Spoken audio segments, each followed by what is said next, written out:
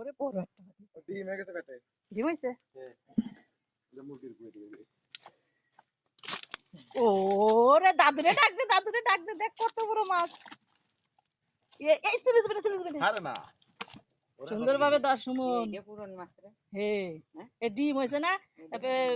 তেল হইছে আল্লাহ জানে ডিম ডিম ডিম এই পুরন দেই আমি সত্যি পারি নাকি দাদু তো উঠতেইছে না ও সুমন এটা 5 কেজি হবে না তা তো এই যাবে না হ্যাঁ? 5 থেকে দিয়ে যাবে না 5 কেজি হে এই বুঝে গেছে পারতি এই সবগুলোই সুন্দর সুন্দর মাছ উঠছে